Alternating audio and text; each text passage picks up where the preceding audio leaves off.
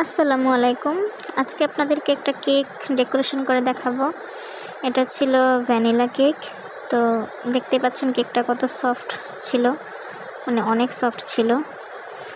তো এটাকে আমি আজকে রসমালাই কেক বানাবো। যেহেতু রসমালাইয়ের কোনো ফ্লেভার থাকে না, ইমালশন বা এসেন্স থাকে না, সেহেতু এই কেকটা ভ্যানিলা ফ্লেভারের হয়ে থাকে। তো এখানে আমি এই কেকটা 3টা স্লাইসে করে নিয়েছিলাম।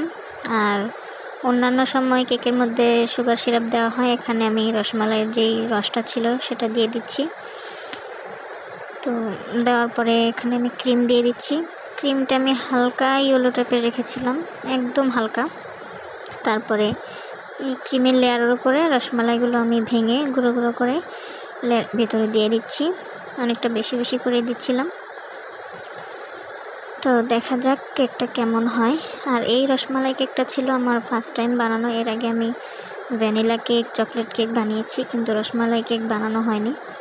তো মানে ট্রাই করার জন্য বানাচ্ছি আর কি, দেখি কেমন হয় বা এটার টেস্ট কেমন, সেটা মূলত জানার জন্যই এই কেকটা বানানো।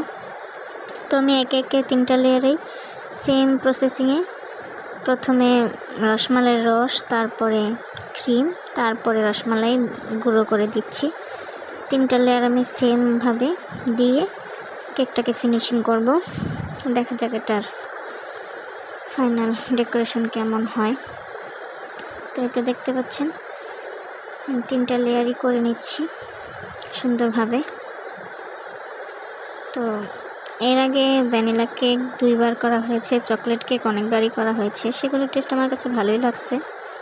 তো রসমালাই কেক আমার টেস্ট করা হয়নি, তো এবার টেস্ট করব, দেখি কোন কেকটা বেস্ট। আর ভ্যানিলা ফ্লেভারের থেকে আমার কাছে চকলেট ফ্লেভারটা বেশি ভালো লাগে। এখন এটা ট্রাই করার পর বুঝতে পারবো কোনটা বেশি ভালো লাগে। তো আমি কেকটা মানে অনেকটা তাড়াহুড়া করেই বানাচ্ছিলাম, সেজন্য আর ফ্রিজে রাখা হয়নি। মানে একেবারেই ফাইনাল ফিনিশিং দিয়ে ফেলতেছিলাম, একদম ফিনিশিং দেওয়ার পর কিছুক্ষণ ফ্রিজে রাখছি। তো আমি সাইডটা ভালোভাবে ফিনিশিং দিচ্ছি, যেহেতু রসমালাই কেক, উপরে অত ভালো ফিনিশিং আনার মানে আমি দরকার মনে করিনি, কারণ উপরে কোনো কিছুই দেখা যাবে না, এখানে সব ডেকোরেশন থাকবে, রসমালাই থাকবে। তো কারণে আমি উপরে ফিনিশিংটা অত সুন্দর করিনি, সাইডটা শুধু করেছি।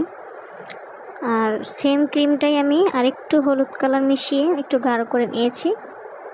তো নিচে আমি একটা বর্ডার করে দিচ্ছি অনেক সুন্দর করে। আর উপরে আমি একটু মানে ঘর ঘর বানিয়ে দিচ্ছি, যেগুলোর ভিতরে আমি রসমালাই রাখবো। তো সুন্দর মতন সেটা আমি করে নিচ্ছি। আর আমাদের রসমালাইয়ের সাইজটা একটু বড় ছিল, ছোট সাইজেরটা এখানে পাওয়া যায় না। ছোট সাইজেরটা হলে একটু বেশি সুন্দর হতো, ছোট ছোট দেখা যেত। তো এটার সাইজটা একটু বড়, তো দেখতে পাচ্ছেন। আর এটা টেস্ট করার পর বুঝতে পারলাম যে কেকের মধ্যে বেস্ট হচ্ছে রসমালাই কেক।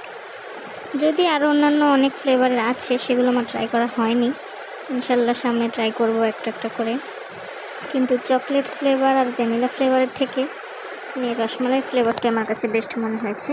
আর এর থেকে একটা কাটিং করে দেখাচ্ছি, দেখুন কতটা সফট হয়েছে, মানে এক কথায় অসাধারণ।